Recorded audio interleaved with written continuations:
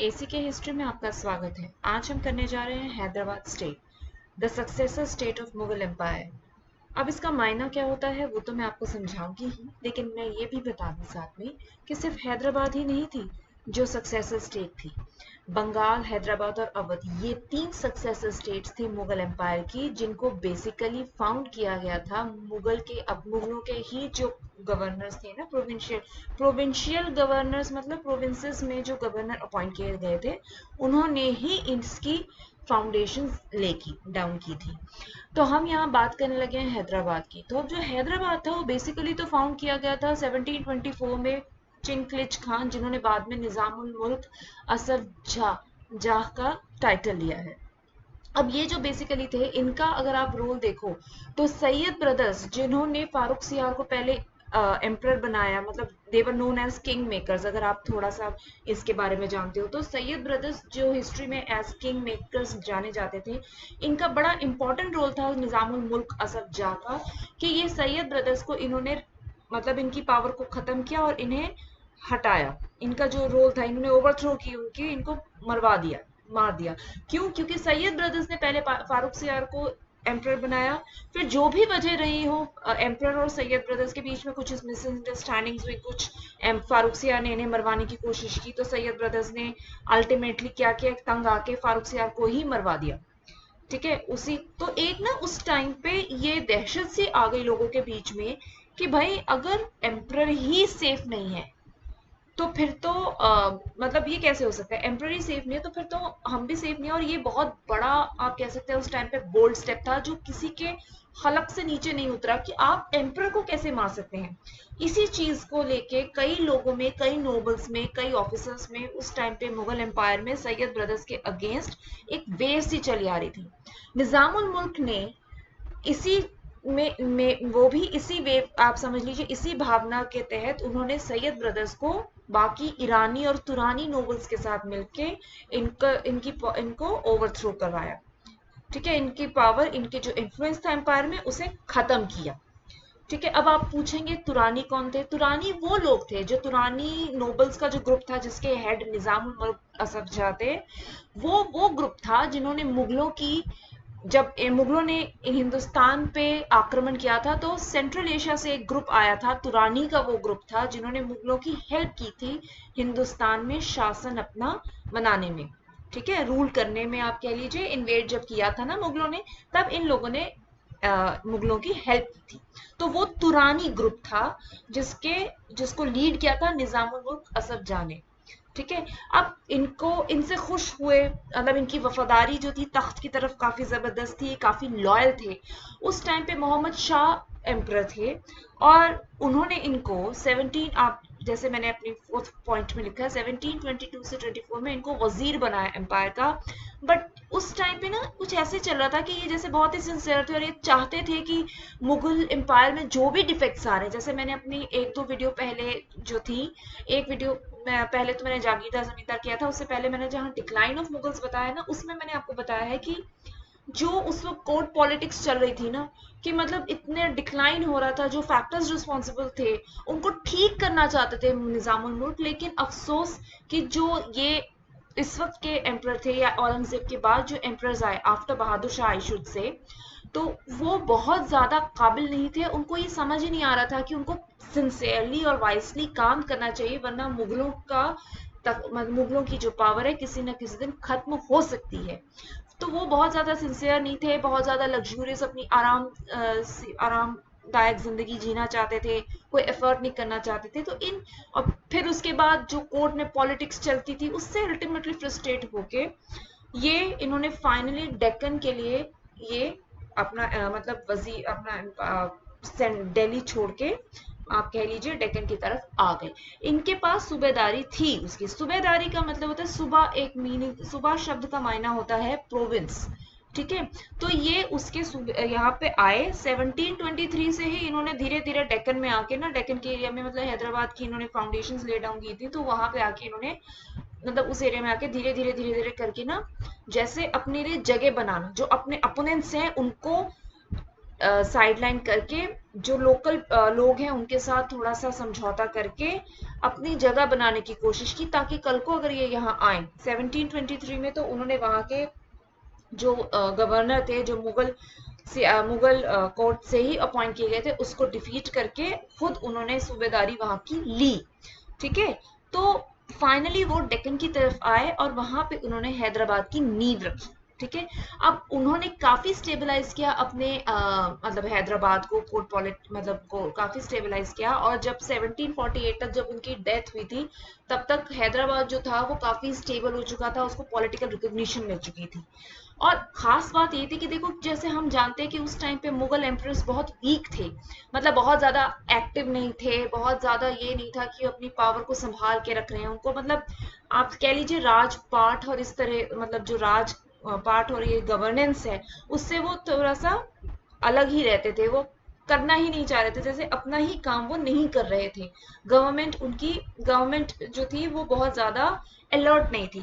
तो उस टाइम पे जब इन्होंने हैदराबाद की नींव रखी, तो ऐसा नहीं था कि इन्होंने बिल्कुल ही मुगल एम्पर से बिल्कुल ही दगा कर लिया, उनसे बिल्कुल मतलब उनके खिलाफ चले गए, सब हुआ नहीं। उन्होंने दिखावे के तौर पे या वैसे देखा जाए तो मतलब मुगल एम्पायर है, मुगल एम्पर है, सब कुछ है, उनके नाम पे कॉइन्स भी इशू कर रहे हैं, एम्पर के नाम पे बहुत कुछ हो रहा है, कोई ऑर्डर अगर देना है तो वो एम्पर के नाम से ही जा रहा है। लेकिन देखा जाए तो निजाम जो थे वो अपना, उनका इंडिपेंडेंट डिसीजन होता था कि उन्होंने कौन से राज्य के साथ कहीं लड़ाई करनी है, तो वो इनका इंडिपेंडेंट डिसीजन है, वो एम्पर से पूछ के वॉर नहीं करते थे। ठीक है, उसके बाद अगर उन्होंने कोई ट्रीटी साइन करनी है किसी दूसरे राज्य के साथ या किसी और प्रोविंशियल रूलर के साथ कोई समझौता करना है, तो वो एम्पर से पूछ के नहीं कर रहे हैं। ठीक है, वो इंडिपेंडेंट डिसीजंस ले रहे हैं अपने। हालांकि कॉइन्स जो है उन पर अभी तक मुगल एम्पर का, आप कह लीजिए कि ना वो था, मतलब उनके उनके मतलब उन्हीं का नाम था, एम्पर का ही नाम था अब कॉइन्स पे। ठीक है, अब इनकी डेथ, निजामुल मुल्क की डेथ हो जाती है 1748 में। अब उनकी डेथ के बाद ना वॉर ऑफ सक्सेशन, जैसे वॉर ऑफ सक्सेशन हमें पता है, जैसे मुगलों के टाइम पे भी ये हमने देखा था, वॉर ऑफ सक्सेशन शुरू हो जाती है नासिर जंग और मुजफ्फर जंग के बीच। नासिर जंग निजामुल मुल्क के बेटे हैं और मुजफ्फर जंग उन निजामुल मुल्क की बेटी के बेटे हैं। ठीक है, तो एक तरीके से मामा और भांजे में तख्त को लेके कि भाई हम चले गए हैं, जैसे निजाम की डेथ हो गई है, तो अब कौन इस कुर्सी पे बैठेगा, उसको लेके एक वॉर होती है।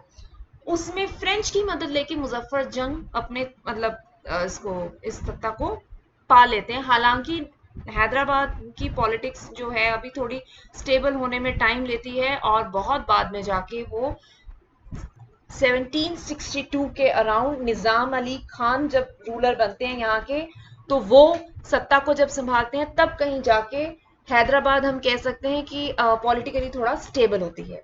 अब हम यहाँ जो चीज करने वाले हैं वो है हैदराबाद का एडमिनिस्ट्रेशन। हम जब भी कोई सक्सेसिव स्टेट पढ़ते हैं उसके बारे में हम मेन चीजें पढ़ के छोड़ देते हैं, बट कुछ और टॉपिक्स भी कभी कभार इतने ज्यादा आ जाते हैं कि हमें उनको थोड़ा सा ही ना, हल्का सा ही चाहे देख लेना चाहिए। अब जैसे निजाम, मैंने आपको बताया, कोई वॉर कंडक्ट करना है, कोई ट्रीटी साइन करनी है, या किसी को टाइटल देना है, या मनसबदारी किसी को देनी है, ठीक है, तो वो जो है वो निजाम खुद करेंगे। उसके लिए वो किसी एम्पर को नहीं पूछेंगे, किसी की परमिशन नहीं लेंगे।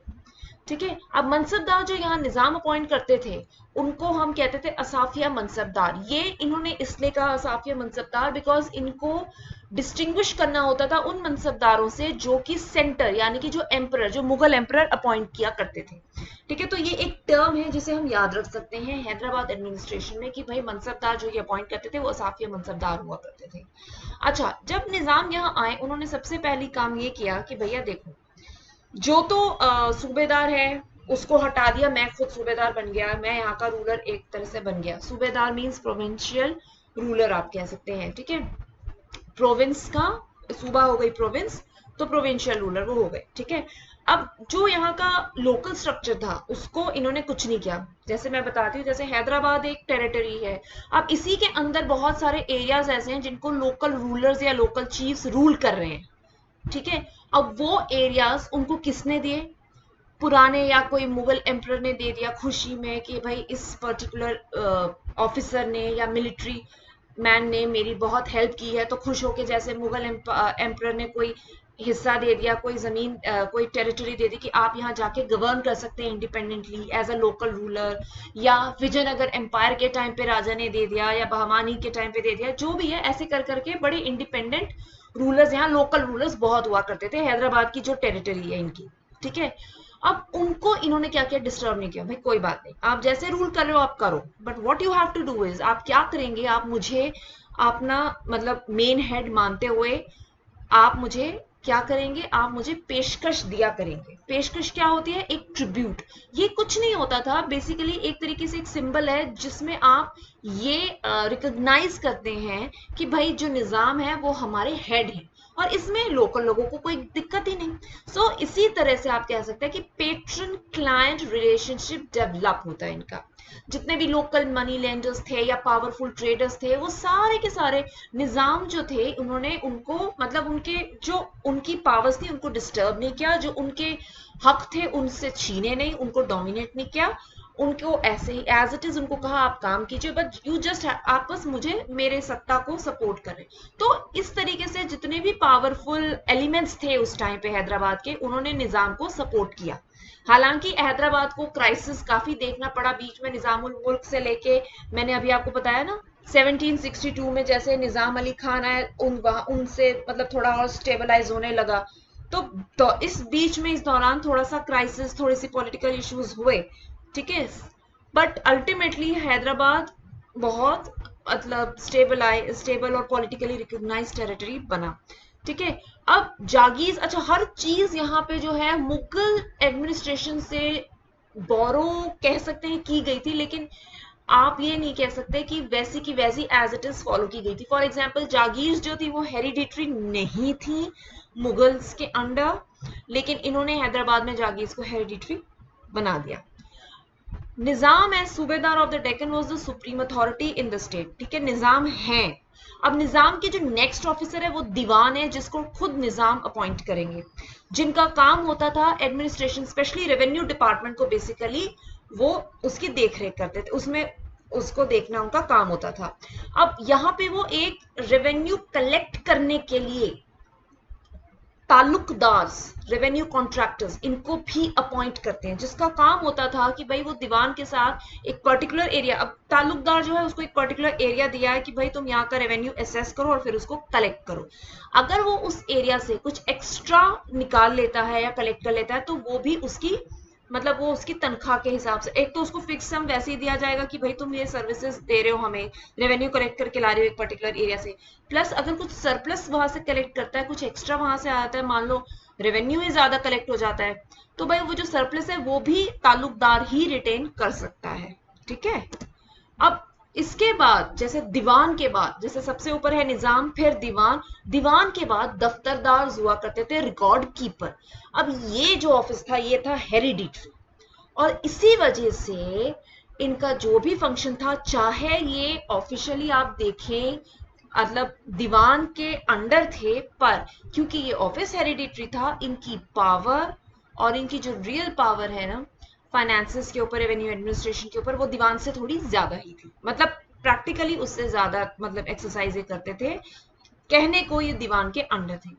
अच्छा, ये तो हो गया रेवेन्यू के बारे में। एक इम्पॉर्टेंट एडमिनिस्ट्रेटिव यहाँ पे पॉइंट ये है कि देखो, जब भी कभी निजाम ने जैसे वॉर तो वेज करनी होती थी, ठीक है, आसपास के एरियाज, कई बार नेबरिंग एरियाज पड़ा, आपको मालूम है पड़ोसियों के साथ कई बार जैसे कभी वॉर वेज करनी है या उनके साथ कोई सेटलमेंट नहीं हो पा रही है, कोई डिस्प्यूट आ रहा है, ठीक है, तो अब वहां पे सेना चाहिए, तो वो सेना कहाँ से आएगी, तो निजाम क्या करते थे, जितने भी नोबल्स होते थे उनको कैश पेमेंट दे दी और कहा भाई आप ना ट्रूप्स मेंटेन करो, मुझे जब कभी सेना की जरूरत पड़ेगी, ठीक है, आप मुझे प्रोवाइड कर दो। तो ये जो आर्मी का सिस्टम था वो भी सेंट्रलाइज नहीं था। आप बेसिकली ये देखोगे कि मुगल एडमिनिस्ट्रेशन में फिर भी रेवेन्यू का आप देख लीजिए डिपार्टमेंट या आर्मी का डिपार्टमेंट देख लीजिए, कुछ ना कुछ सेंट्रलाइजेशन आपको दिखेगी, बट हैदराबाद में काफी हद तक ये नहीं था। ठीक है, सो आज के लिए इतना ही, बाकी नेक्स्ट वीडियोस में मैं अवध और बंगाल भी कवर करूंगी।